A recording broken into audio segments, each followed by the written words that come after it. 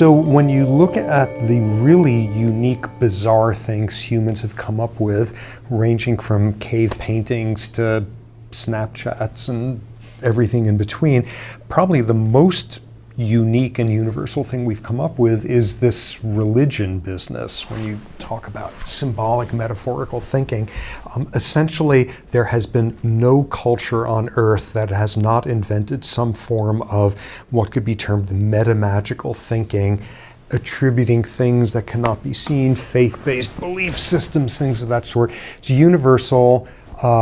95% of people believe in some sort of omnipotent something or other out there. Every culture out there has it.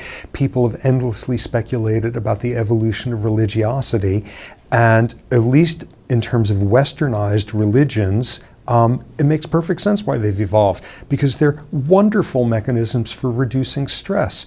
It is an awful, terrifying world out there where bad things happen and we're all going to die eventually.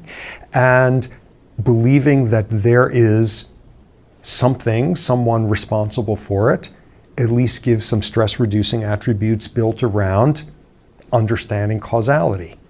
If on top of that, you believe there is not only something out there responsible for all of this, but that there is a larger purpose to it, that's another level of stress-reducing explanation. If then on top of it, you believe that individual out there is benevolent, even more so, control and predictability. Benevolent and listens to human entreaties, more elements of control. Benevolent listens to human entreaties and prefers to listen to people like you, who look like you, pray like you, request like you, even more so. They're just all these levels of control, predictability, they're stress reducing.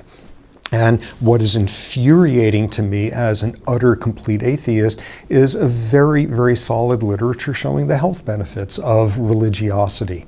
Independent of, you tend to get a social supportive community when you're religious, you have fewer lifestyle risk factors. The mere ability to perceive causality, reason, benevolence especially for people like me, if I say the right combination of words and fervently believe in it, that's wonderfully protective, and there's health benefits to it. If it is a totally heartless, indifferent, apathetic universe out there, you are far more at risk for all the logical things, which is to conclude it is an utterly depressing universe out there. Rates of depression are much higher among atheists, go figure. So in terms of that, it makes perfect sense why this is something that people have come up with. And rather than asking why is it that 95% of humans come up with some form of religiosity, much more biologically interesting question to me is what's up with the 5% of atheists who don't do that?